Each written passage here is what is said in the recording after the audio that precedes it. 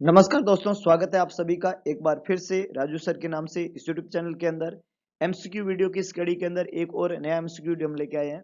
HSC, CRPF, एमपीसीएचओ exam के point of view में कुछ इंपॉर्टेंट एमसीक्यू जिनको विद रैशनल है हम यहाँ पे सॉल्व करने वाले हैं। तो आप लोगों से गुजारिश, फटाफट से लिंक को शेयर कर दीजिए, चैनल को लाइक कर दीजिए और मैक्सिमम लोगों को कनेक्ट कर दीजिए ताकि हम एक बेहतरीन क्लास की तरफ बढ़ सकें और इस बेहतरीन क्लास का हम सब आनंद उठा सके। आज का हमारा एमसीक्यू का ये जो सेशन है, ये obstetric and gynaecology subject, midwifery जिसको हम कहते हैं, मिडवाइफ और ऑब्स्टेट्रिक जो सब्जेक्ट है उसके बेस के ऊपर रहेगा। और कुछ इंपॉर्टेंट एमसीक्यू जो एग्जाम में रिपीटेडली पूछे जाते हैं और जो एसएससी, सीआरपीएफ और एमपीसीएचओ के पॉइंट ऑफ व्यू में इंपॉर्टेंट है, उनको हम विद रैशनल यहाँ पे सॉल्व करने वाले हैं। तो बस तैयार हो जाइए आंसर देने के लिए। All the best.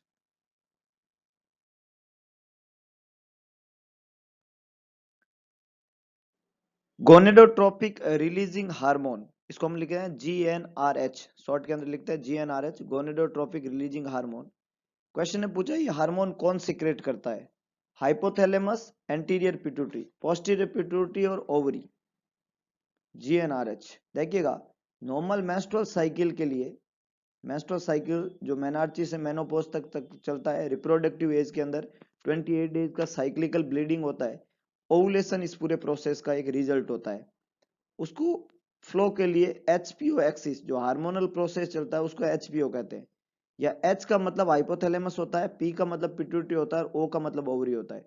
जो हाइपोथैलेमस होता है उसके द्वारा सिक्रेट, बहुत ही बढ़िया, मैक्सिमम लोगों ने बिल्कुल सही आंसर दिया, उसके द्वारा सिक्रेट होने वाला हार्मोन होता है जीएनआरएच। पिट्यूटरी जो हार्मोन सिक्रेट करती है उसको हम एफएसएच और एलएच के नाम से जानते हैं। और ओवरी जो हार्मोन सिक्रेट करती है उसको हम एस्ट्रोजन और प्रोजेस्टेरोन के नाम से जानते हैं। एक एस्ट्रोजन होता है और दूसरा क्या होता है? प्रोजेस्टेरोन।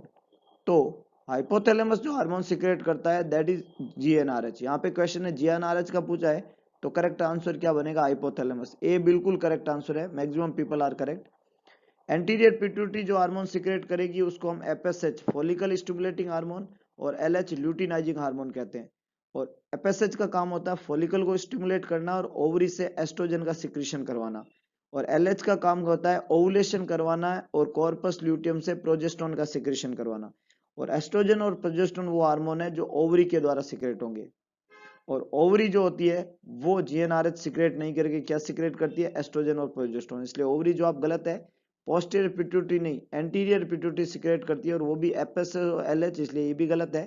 और हाइपोथैलेमस सिक्रेट करता है जीएनआरएच। और ये हार्मोन मिलके मेंस्ट्रुअल साइकिल को रेगुलेट करते हैं, मेंस्ट्रुअल साइकिल को चलाने का काम करते हैं। तो यहाँ पे करेक्ट आंसर क्या बनेगा? ए, hypothalamus. The dark line running from symphysis pubis to the umbilicus, symphysis pubis से लेके umbilicus तक जो डार्क लाइन रन करती है, उस डार्क लाइन को जो प्रेगनेंसी के अंदर symphysis pubis से लेके, symphysis pubis जहाँ पे दो प्यूबिक बोन आपस में मिलती है, वहां से लेके umbilicus, umbilical वाले एरिया तक जो प्रेग्नेंट लेडी के अंदर डार्क लाइन होती है, उस लाइन को किस नाम से जानते हैं? Linea nigra, striae gravidarum, normal skin changes, previous caesarean scar. बहुत अच्छे, बहुत अच्छे, maximum people are correct. It's known as linea nigra. इसको किस नाम से जानते हैं? Linea nigra. ए बिल्कुल करेक्ट आंसर है, इसको हम लीनिया निग्रा के नाम से जानते हैं।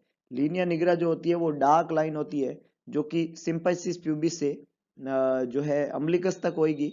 ये प्रेगनेंसी में होने वाले स्किन में चेंजेज है।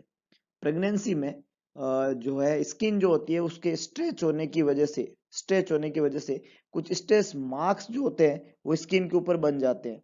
ये स्ट्रेच मार्क्स जो है उसके होने का रीजन होता है कि अचानक से स्किन में चेंजेज होना और प्रेग्नेंट जो ग्रेविड यूट्रस होता है उसकी वजह से स्किन खिंचती है और स्किन के ऊपर बने हुए ऐसे रेड कलर के स्ट्रेच मार्क्स स्ट्राई ग्रेविडरम कहलाते हैं। जो डार्क लाइन है उसको तुमने बोला लीनिया नेग्रा, और जो स्ट्रेच मार्क्स बनेंगे उसको बोलते हैं स्ट्रे ग्रेविडर्म। इसके अलावा फेस के ऊपर कोलेज्मा नाम का जो है डार्क, जो फेस के ऊपर पिगमेंटेशन होता है उसको कोलेज्मा के नाम से जानते हैं। प्रेगनेंसी फेस मास्क के नाम से उसको जाना जाता है। नॉर्मल स्किन चेंजेज होते हैं सारे के सारे जो प्रेगनेंसी के दौरान होते हैं। और इस तरीके का जो ये चेंजेज है ये नॉर्मल स्किन चेंजर नहीं कहलाता है, ये लीनिया निग्रा कहलाता है। प्रीवियस सीजेरियन सेक्शन स्कार इसको नहीं कहते, इसको लीनियर निग्रा कहते हैं। इसलिए करेक्ट आंसर ए है, बी, सी और डी जो है यहाँ पे खोटे जवाब है। The fetal movement felt by the mother is called. आज के सेशन का सबसे इजी क्वेश्चन, क्योंकि ये मल्टीपल टाइम रिपीटेड है, इंपॉर्टेंट है क्योंकि कई एग्जाम में पूछा जाता है। फर्स्ट फीटल मूवमेंट जो मदर फेल्ट करती है उसको किस नाम से जाना जाता है, ये क्वेश्चन ने पूछा है। 4 ऑप्शन यहाँ पे दिए हुए हैं, बहुत ही बढ़िया, maximum people are correct. Correct answer है A, quickening. First fetal movement जो कि लगभग 16 टू 18 वीक ऑफ गेस्टेशन, है ना, 18 वीक के आसपास एग्जैक्टली। प्राइमरी और मल्टी में थोड़ा अलग अलग टाइम पीरियड होता है। 18 वीक के आसपास पहला फीटल मूवमेंट जो मदर फेल्ट करती है उसको क्विकनिंग के नाम से जाना जाता है। एक ऑप्शन यहाँ पे दिया हुआ है लाइटनिंग, और एक ऑप्शन है फ्लेक्शन एंड एटीट्यूड। एटीट्यूड क्या होता है? एटीट्यूड जो होता है वो एक तरह का पोस्चर होता है। एटीट्यूड जो है वो क्या है? एक पोस्चर है फीटस का, ना, फीटस का posture of fetus during labour. Labour के दौरान जो फीटस का पोस्चर होता है उसको हम एटीट्यूड के नाम से जानते हैं। ये एटीट्यूड फ्लेक्चर पोस्चर हो सकता है, मतलब एटीट्यूड में पोस्चर फ्लेक्चर हो सकता है। ये पोस्चर न्यूट्रल हो सकता है। न्यूट्रल पोस्चर जो होता है वो मिलिट्री पोजीशन कहलाती है। ये पोस्चर जो है ज्यादातर फ्लेक्चर होता है, बाकी ये न्यूट्रल हो सकता है। ये एक्सटेंडेड हो सकता है। कैसा हो सकता है? एक्सटेंडेड या हाइपर एक्सटेंडेड हो सकता है। ऐसे तरह तरह के पोस्चर होते हैं, हाइपर एक्सटेंडेड। ज्यादातर पोस्चर जो कॉमन होता है वो फ्लेक्चर होता है, बाकी ये न्यूट्रल हो सकता है, ये एक्सटेंडेड हाइपर एक्सटेंडेड हो सकता है जो अबनॉर्मल टाइप के है। और ये एटीट्यूड में जो फ्लेक्शन लिखा हुआ है ये फ्लेक्चर पोस्चर ही है। लाइटनिंग जो है इसका मतलब होता है कि जो प्रेगनेंसी का जो एंड टाइम पीरियड होता है, थर्ड ट्राइमेस्टर जब एंड होता है तो बेबी जो होता है वो सेटल होता है, ड्रॉप होता है मदर के पेल्विस के अंदर। तो जब बच्चा मदर के पेल्विस के अंदर ड्रॉप होएगा तो उसकी वजह से ग्रेविड यूट्रस थोड़ा नीचे की तरफ आता है। इस ग्रेविड यूट्रस के नीचे आने को हम ड्रॉपिंग और लाइटनिंग के नाम से जानते हैं। आप इसको ड्रॉपिंग बोल सकते हैं या लाइटनिंग बोल सकते हैं। तो डी, सी और बी जो है इनके ये करेक्ट आंसर नहीं है, क्योंकि इनके मीन कुछ अलग है। क्विकनिंग का मतलब होता है first fetal movement felt by the mother. Definitive sign of pregnancy. Pregnancy का डेफिनेटिव साइन ये पे पूछा है। प्रेगनेंसी का डेफिनेटिव साइन कौन सा होता है, क्वेश्चन ने पूछा है। फर्स्ट ऑप्शन लिखा हुआ है uterine souffle, ballottement, foetal heart sound, amenorrhoea. 4 option यहाँ पे लिखे हुए हैं, फटाफट से अपना जवाब लिखिएगा। डेफिनेटिव साइन, 3 साइन होते हैं प्रेगनेंसी के अंदर, प्रीसम्पटिव साइन, प्रोबेबल साइन और पॉजिटिव साइन। पॉजिटिव साइन को ही डेफिनेटिव साइन कहते हैं। डेफिनेटिव साइन और पॉजिटिव साइन एक ही बात होती है। तो आपको प्रेगनेंसी का पॉजिटिव साइन या डेफिनेटिव साइन इनमें से बताना है। बहुत बढ़िया, मैक्सिमम पीपल आर करेक्ट। सी यहाँ पे करेक्ट जवाब है। फीटल हार्ट साउंड जो है वो प्रेगनेंसी का डेफिनेटिव साउंड या पॉजिटिव साउंड साइन है। अगर इन साइन को हम देखें तो साइन ऑफ प्रेगनेंसी के अंदर एक होता है प्रीसिम्पटिव साइन। प्रीसिम्पटिव साइन जो होता है एमिनोरिया, जो कि यहाँ पे दिया हुआ है ऑप्शन डी के अंदर, ये एक प्री अजेम्पटिव साइन है। प्री अजेम्पटिव साइन में एमिनोरिया के अलावा फैटिग, नोजिया, वोमिटिंग, ब्रेस्ट के अंदर जो चेंजेज आते हैं, मोन्टोगमरीज जो है ट्यूबरकल्स बनते हैं वहां पे, जो है पिगमेंटेशन होता है। इसके अलावा क्विकनिंग, जो फीटल मूवमेंट मदर बच्चा फेल्ट करता है, यूरिनरी फ्रीक्वेंसी, ये सारे के सारे प्रीसम्पटिव साइन के अंदर आते हैं। प्रोबेबल साइन के अंदर Goodell sign, softening of the vagina, Chadwick sign, bluish haze discolouration, Hegar sign, softening of the lower uterine segment, ballottement, positive pregnancy test that is serum और यूरिन टेस्ट, और Braxton Hicks contraction. यहाँ पे लिखा हुआ है बेलोटमेंट, ये किस में आता है? ये आएगा प्रोबेबल साइन के अंदर। Probable sign, uterine souffle, Goodell sign, Chadwick sign, Hegar sign, ये सारे के सारे प्रोबेबल साइन है। पॉजिटिव साइन के अंदर सबसे पहला ही लिखा है हियरिंग ऑफ फीटल टोन्स, और यहाँ पे भी है फीटल हार्ट साउंड का सुनाई देना। ये पॉजिटिव साइन है। विजुअलाइजेशन ऑफ द फीटस का विजुअल होना, और पाल्पेटिंग फीटल मूवमेंट और विजुअलाइजेशन ऑफ फीटल मूवमेंट, ये सारे के सारे किस में काउंट होंगे? पॉजिटिव साइन, या इसी को हम क्या बोलते हैं? Definitive sign. पॉजिटिव साइन ही क्या है? Definitive sign. तो यहाँ पे पूछा था प्रेगनेंसी का डेफिनेटिव साइन कौन सा है, पॉजिटिव साइन कौन है, तो आपको पता होना चाहिए पॉजिटिव साइन होता है fetal heart sound. C is the correct one. Osiander sign related to, question ने पूछा है जो ओसिएंडर साइन है वो किससे संबंधित है, किससे रिलेटेड है? ओसिएंडर साइन याद रखिएगा। फर्स्ट है increase pulsation in vagina, mark on the abdomen, softening of the vagina, darkening of the areola. फटाफट से अपना जवाब लिखिएगा। देखो डार्कनिंग ऑफ द एरियोला जो है ये तो नहीं होता है, एरियोला का डार्कनिंग होना, एरियोला जो है ब्रेस्ट का पार्ट होता है, उसका डार्कनिंग होना प्रेगनेंसी को इंडिकेट करता है। ब्रेस्ट के साइड में चेंजेस होते हैं, एक तो डार्कनिंग हो जाती है एरियोला का, और वहां पे स्मॉल स्मॉल जो है पिन पॉइंट पिन हेड जो है छोटे छोटे जो है दाने नुमा संरचना बनती है, उसको हम बोलते हैं मोन्टोगमरी, मोन्टगोमरी, मोन्टेगमरी ट्यूबरकल्स। समझ रहे हो बात को? ट्यूबरकल, मोन्टेगमरी ट्यूबरकल, वो जो पिगमेंटेशन होता है और जो जो वहां पे ऐसे डोट नुमा संरचना बनती है ब्रेस्ट के आसपास, प्रेगनेंसी में ये ब्रेस्ट में चेंजेज है। सॉफ्टनिंग ऑफ द वेजाइना जो होता है ये कहलाता है Goodell sign. Softening of the vagina को क्या बोला जाता है? गुडल साइन, ये कहलाता है Goodell sign. Softening of the lower uterine segment कहलाता है हेगार साइन, और सॉफ्टनिंग ऑफ द वेजाइना कहलाता है गुडेल साइन, और वेजाइना के अंदर ब्लूइश डिस्कलरेशन कहलाता है Chadwick sign. Mark on the abdomen जो होते हैं, तरह तरह के मार्क, पिगमेंटेशन और स्ट्राई जो बनते हैं, उसको स्ट्राई ग्रेविडेरम के नाम से जानते हैं। जो मार्क्स होते हैं एब्डोमेन में, उसको एग्जैक्टली हम बोलते हैं स्ट्राई स्ट्राई ग्रेविडेरम। तो ये होता है स्ट्राई ग्रेविडेरम, इसको हम क्या बोलेंगे? स्ट्राई ग्रेविडेरम। और ये डार्कनिंग, ये वेजाइना गुडेल साइन। तो बी सी और डी तीनों ही नहीं यहाँ जवाब बन सकते, तो करेक्ट आंसर है increase pulsation of vagina. Vagina का पल्सेशन इंक्रीज हो जाना क्या कहलाता है? Osiander sign. ओसिएंडर साइन का मतलब होता है increase pulsation of the vagina. A is the correct one. बहुत बढ़िया, maximum people are correct, A is the correct one. During pregnancy a hormone that play an important role in glucose metabolism. Pregnancy के दौरान glucose के metabolism में जिस hormone का सबसे important role होता है, उस हार्मोन का नाम यहाँ पे पूछा हुआ है। ग्लूकोज का metabolism, oxytocin, oestrogen, human placental lactogen और प्रोजेस्टेरोन। बहुत अच्छे, बहुत अच्छे, फटाफट से अपना जवाब लिखिएगा। मैक्सिमम पीपल आर करेक्ट, बहुत बढ़िया। प्रेगनेंसी के दौरान ग्लूकोज का मेटाबॉलिज्म करने वाला हार्मोन ऑक्सीटोसिन नहीं है, यूट्राइन का कॉन्ट्रैक्शन करवाता है। एस्ट्रोजन और प्रोजेस्टेरोन प्रेगनेंसी को कंटिन्यू करते हैं, ग्लूकोज के मेटाबॉलिज्म में इनका रोल नहीं रहता। तो एक ही हार्मोन बचा, that is human placental lactogen. C बिल्कुल करेक्ट आंसर है।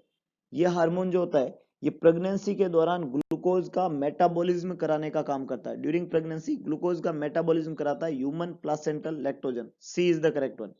बहुत अच्छे, बहुत ही बढ़िया। द ओसिएंडर साइन, अभी हमने पढ़ा ओसिएंडर साइन क्या होता है। Hurt of person during pregnancy, increase abdominal pulsation, decrease vaginal pulsation, increase vaginal pulsation. अभी हमने पढ़ा है वैसे ओसिएंडर साइन को।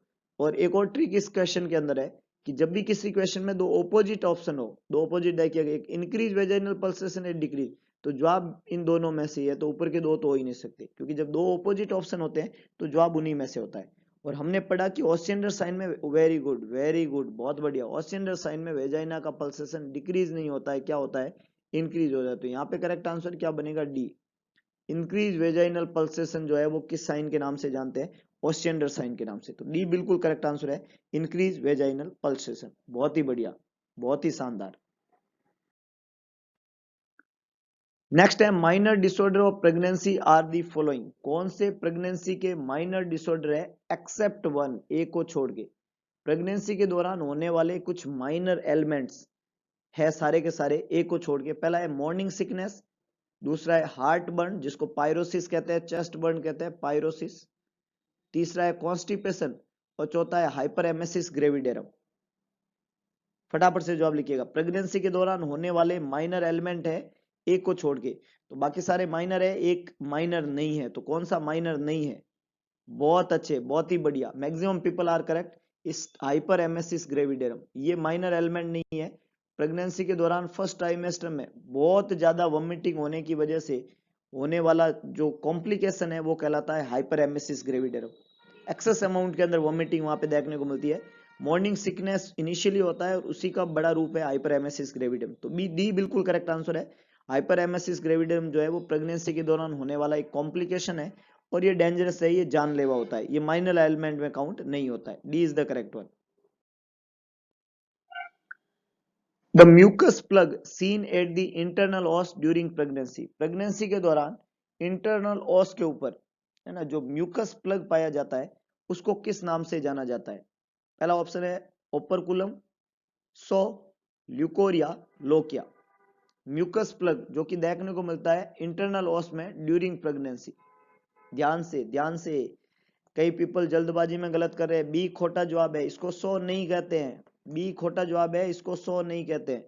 सो जो होता है वो लेबर से जस्ट पहले, लेबर जब स्टार्ट होता है तो उससे जस्ट पहले एक स्मॉल अमाउंट के अंदर जो sticky jelly like pink mucus आता है ना, उसको सो कहते हैं, है ना। लेबर के जस्ट पहले स्मॉल अमाउंट के अंदर, बहुत छोटे अमाउंट के अंदर, स्मॉल अमाउंट के अंदर, बहुत स्मॉल अमाउंट के अंदर हमने बोला कैसा, sticky jelly like, sticky jelly like जो पिंक म्यूकस आता है, पिंक म्यूकस आता है, उसको सो बोला जाता है। ये नहीं है, ये तो इंटरनल ऑस में ड्यूरिंग प्रेगनेंसी म्यूकस प्लग है।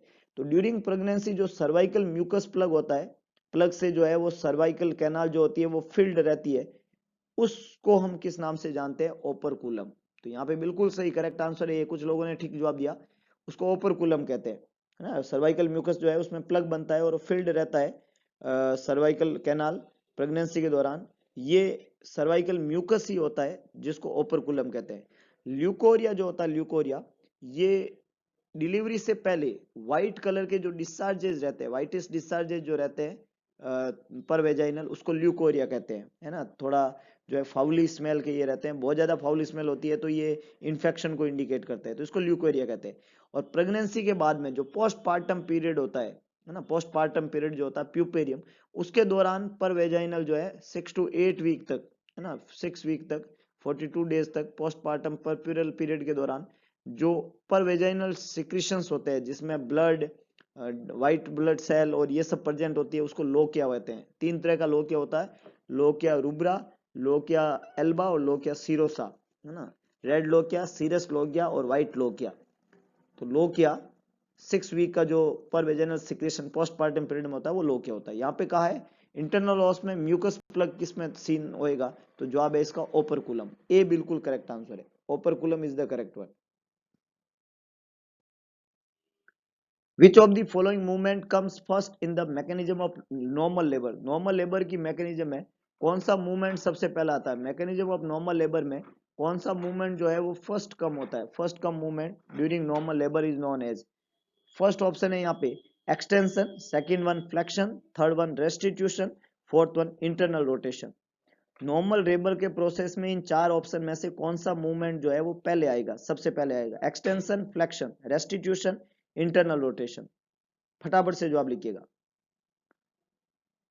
कुछ लोगों ने ठीक जवाब दिया है, कुछ लोगों का जवाब खोटा है। देखिएगा, हम अगर मैकेनिज्म ऑफ लेबर पढ़े तो आपको यहाँ पे क्लियर होना चाहिए। मैकेनिज्म ऑफ लेबर को बेफिरे, बेफिरे इस नाम से जानते हैं, सॉरी डिफिरे इस नाम से जानते हैं। डी का मतलब सबसे पहले होता है डिसेंट, उसके बाद में होता है फ्लेक्शन, उसके बाद में होता है इंटरनल रोटेशन, उसके बाद में होता है एक्सटेंशन, उसके बाद में होता है रेस्टिट्यूशन, उसके बाद में होता है एक्सटर्नल रोटेशन और इसके बाद में होता है डिलीवरी। तो ये जो लेबर की मैकेनिज्म है इसमें सबसे पहले डिसेंट है जो ऑप्शन में नहीं है, उसके बाद में फ्लेक्शन जो कि ऑप्शन में है बी, बिल्कुल करेक्ट, बहुत ही बढ़िया, मैक्सिमम पीपल ने ठीक जवाब दिया। फ्लेक्शन जो है ये लेबर की मैकेनिज्म में पहले आने वाला प्रोसेस है। उसके बाद में आता है इंटरनल रोटेशन जो कि डी ऑप्शन के अंदर है। उसके बाद में होता है एक्सटेंशन जो कि ए ऑप्शन के अंदर है। उसके बाद में आता है रेस्टिट्यूशन जो कि सी ऑप्शन के अंदर है। तो सबसे पहले होता है फ्लेक्शन, उसके बाद में होता है इंटरनल रोटेशन, उसके बाद में होता है एक्सटेंशन, उसके बाद में होता है रेस्टिट्यूशन, उसके बाद में होता है एक्सटर्नल रोटेशन, उसके बाद में होता है डिलीवरी। तो यहाँ पे पहले का पूछा है इसलिए करेक्ट आंसर रहेगा फ्लेक्शन। फ्लेक्शन से पहले होता है डिसेंट जो कि ऑप्शन में नहीं है। So the correct answer is B. Question पूछ रहा है जो एपिजियोटोमी की जाती है, episiotomy is done at the time, कब की जाती है? एक्सटेंशन के समय, क्राउनिंग के समय, इंटरनल रोटेशन के समय, एक्सटर्नल रोटेशन के समय। फटाफट से एपिजियोटोमी कब की जाती है? मैक्सिमम लोगों ने जवाब दिया क्राउनिंग। क्राउनिंग से पहले कर देते हैं एपिजियोटोमी। क्राउनिंग जो है वो फीटल हेड का विजुअलाइजेशन होना, इसके विजुअलाइजेशन से पहले क्राउनिंग जो है वो फीटल के बर्थ का टाइम होता है एग्जैक्टली, उससे जस्ट पहले एपिजियोटोमी करते हैं। तो क्राउनिंग से पहले करते हैं, सेकंड स्टेज ऑफ लेबर में करते हैं एपिजियोटोमी, क्राउनिंग से जस्ट पहले करते हैं। यहाँ पे पूछा टाइम बताओ, तो टाइम है एक्सटर्नल रोटेशन, डी बिल्कुल करेक्ट आंसर है। एपिजियोटोमी जो है वो एक्सटर्नल रोटेशन के समय करते हैं, उसके बाद में होती है क्राउनिंग। तो क्राउनिंग से पहले एक्सटर्नल रोटेशन के समय क्या की जाती है? एपिजोटोमी। तो यहाँ पे करेक्ट आंसर रहेगा डी, नॉट बी, बी खोटा जवाब है, डी करेक्ट आंसर है। Before external rotation, eight the time of external rotation, before crowning, crowning से पहले क्या किया जाता है, एपिजोटोमी। एपिजोटोमी में जो है पेरिनियल टीयर से प्रिवेंशन, पेरिनियल टीयर ना हो, टीयरिंग को प्रिवेंट करने के लिए हम कट लगा देते हैं ताकि टीयरिंग गड़बड़ नहीं हो, खराब तरीके से पेरिनियल का टीयरिंग नहीं हो, तो एक कट लगाते हैं पैसेज को बड़ा करने के लिए ताकि जो है फीटस जो है वो डिलीवर हो सके। तो यहाँ पे करेक्ट आंसर है डी। नेक्स्ट है second stage of labour begins with, second stage of labour कब शुरू होती है, complete dilatation of cervix, fetal head in the +1 station, urge to push, rupture of membrane. बहुत बढ़िया, मैक्सिमम पीपल आर करेक्ट, बहुत ही शानदार। 3 स्टेज होती है लेबर की। फर्स्ट स्टेज जो होती है वो खत्म होती है तब सेकंड स्टेज शुरू होती है। फर्स्ट स्टेज को हम सर्वाइकल डायलेटेशन की स्टेज कहते हैं, सर्वाइकल डायलेशन। पहली स्टेज में सर्विक्स डायलेटेड होता है और सर्वाइकल डायलेशन जो होता है वो 10 सेंटीमीटर सर्विक्स का डायलेटेशन खत्म हो जाता है पहली स्टेज के साथ में। और दूसरी स्टेज की शुरुआत होती है जब सर्विक्स कंप्लीट रूप से क्या हो चुका है, डायलेट। तो यहाँ पे करेक्ट आंसर बिल्कुल होएगा A, cervical dilation. Second stage of labour के अंदर क्या होते हैं, सेकंड स्टेज के अंदर डिलीवरी होती है ना, डिलीवरी, डिलीवर ऑफ बेबी, जो बेबी है उसकी डिलीवरी होती है सेकंड स्टेज ऑफ लेबर के अंदर। सर्विक डायलेटेशन के बाद में बच्चा डिलीवर होगा, डिलीवर होगा सेकंड स्टेज में। और थर्ड स्टेज में क्या होता है, थर्ड स्टेज ऑफ लेबर के अंदर क्या होता है, प्लासेंटा डिलीवर होता है। जो प्लासेंटा होता है वो क्या होता है, डिलीवर होता है। तो प्लासेंटा की डिलीवरी होती है थर्ड स्टेज के अंदर, बेबी की डिलीवरी होती है सेकंड स्टेज में, सर्विक डायलेटेशन होता है फर्स्ट स्टेज में। तो सेकंड स्टेज स्टार्ट होगी जब 10 सेंटीमीटर सर्विक्स जो है वो क्या हो चुका होता है, डायलेट हो चुका होता है। तो ये कुछ इंपॉर्टेंट एमसीक्यू जो है वो मिडवाइफरी और ऑब्स्टेट्रिक से संबंधित है। होप सो आपको वीडियो पसंद आया होगा। अगर आपको वीडियो पसंद आया तो वीडियो को लाइक करें, वीडियो को शेयर करें, कमेंट बॉक्स में अपना सुझाव जरूर डालें। और इसके अलावा एक काम करें, इस चैनल और इस वीडियो को मैक्सिमम लोगों तक पहुंचाने की जिम्मेदारी उठाए। भगवान कृष्ण ने कहा था कि सारथी बने, स्वार्थी ना बने। तो देखते हैं आप कितना सारथी बनते हैं, कितने लोगों का हेल्पिंग हैंड बनते हैं, कितनी लोगों की मुस्कुराहट का कारण बनते हैं। एक बार दिल से करके देखिएगा, अच्छा लगता है। तो मिलते हैं दोबारा नई एनर्जी, नए कुछ ट्रिकी एमसीक्यू के साथ में। तब तक के लिए जय हिंद, जय भारत, जय श्री राम।